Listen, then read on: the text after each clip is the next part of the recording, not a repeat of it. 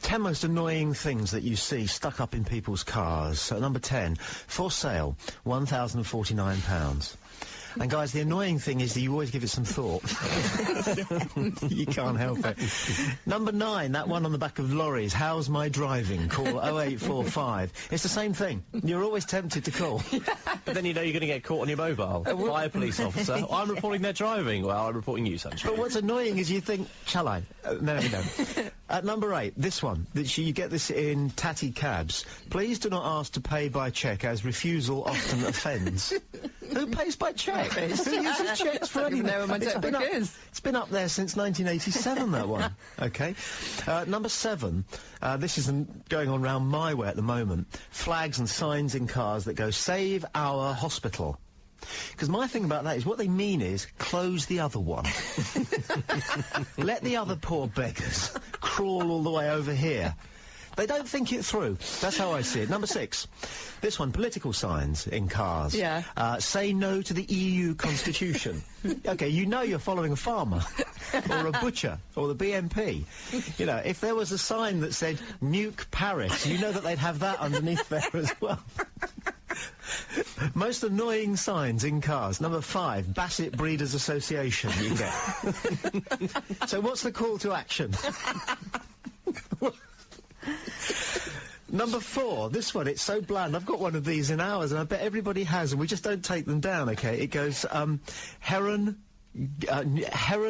Peugeot New Malden. It's just a little plastic sign, isn't it, in the back of the car. We'll take some more in just a second. New radicals. Someday we'll know. I wonder if we will ever. 26 minutes past 7. That's what this new breakfast show is a little bit all about. You know, why are we here? What is the point? Is there a point? And I have hunted round all the world's religions and philosophies, both Eastern and Western, for a long, long time. And I've come to the conclusion that if there is a point to life, we're never going to know what it is whilst we're here. So the thing to do is to get on. And just get on.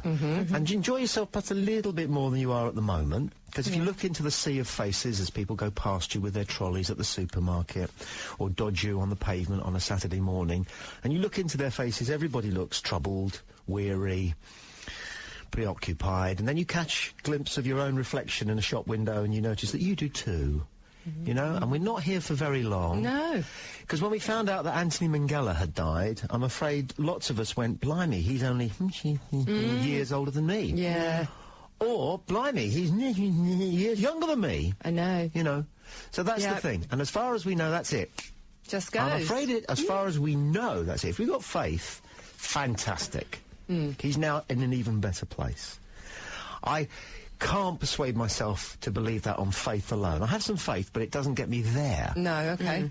But what we do know is that we're here right now, and this day, which is what, the 19th of March? The 19th, yeah. 2008, it's a Wednesday. It's the only one of those days there'll ever be in the history of the universe. It's a little cherished jewel that each of us have to carry throughout today. And the sun is shining, that helps. And we're at peace. That helps.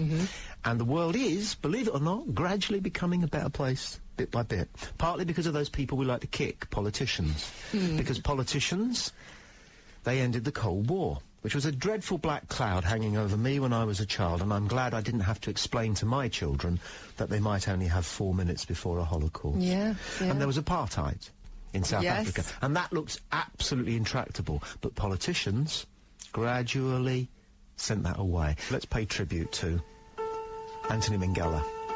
So if you know the film, the story, if you don't know the film, very quickly, you haven't seen it, have you, Helen? No. Saying?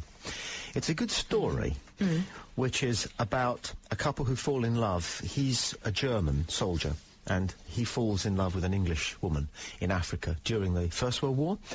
And their relationship is very sexy. But then what happens, basically, is that fleeing the fighting in the desert, she trips and breaks her ankle, and he has to leave her in a cave and go and get help because he can't carry her across the desert. But he's arrested as a soldier, as an enemy soldier, and he keeps saying, but you must let me go and rescue this woman who's going to die in this cave of whatever, dehydration, starvation, cold. But they don't believe him. And so he eventually manages to escape. And of course he goes back to the cave, and of course Kristen is dead. And it's very harrowing. Oh, I wouldn't like that. And so the film begins with his injury.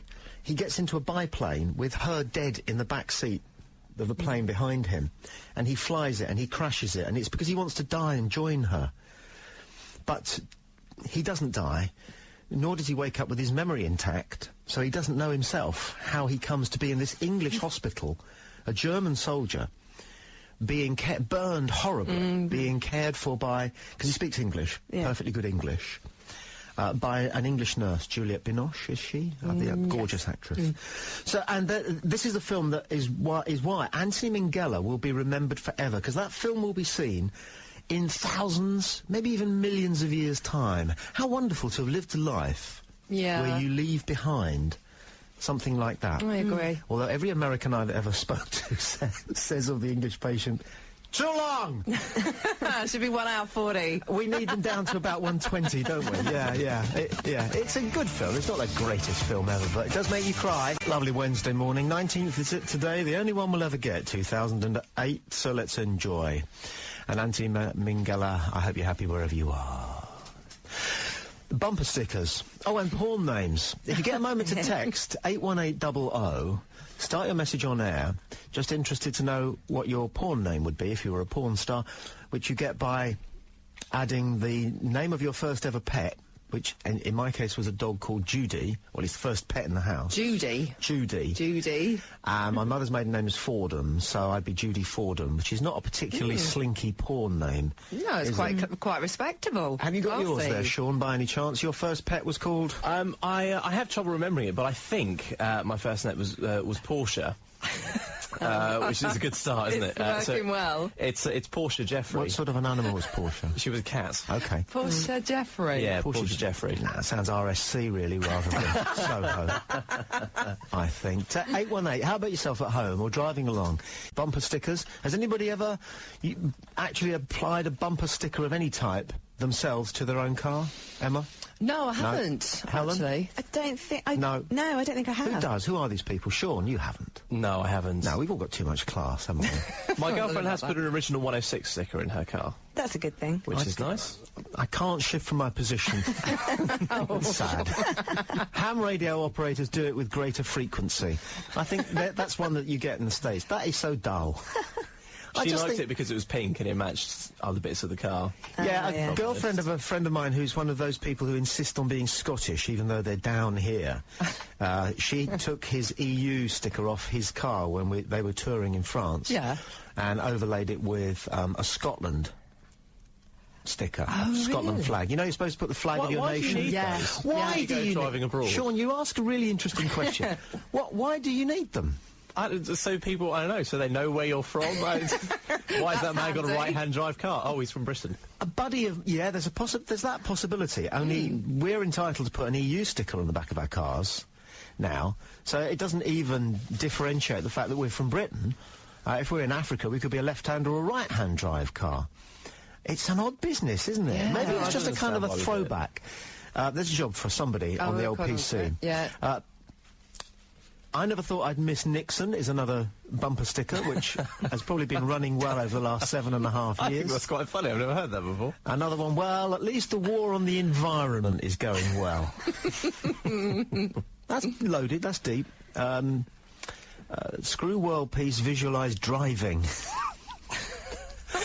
Don't believe everything you think is a good one. Some of these are actually quite They're reasonably semi-intelligent, aren't profound. they? Yeah. I don't like those ones where they say things like, if you get any closer to me, you'll have to marry me. Oh, I'm bowled over by your wit. Yeah. I don't know. If you can read this, you're too close is almost a safety device, isn't it? There's an American version of that which is something like, if you can read this, I'll blow your head off. Which I think you can get down south. My life hands you gators.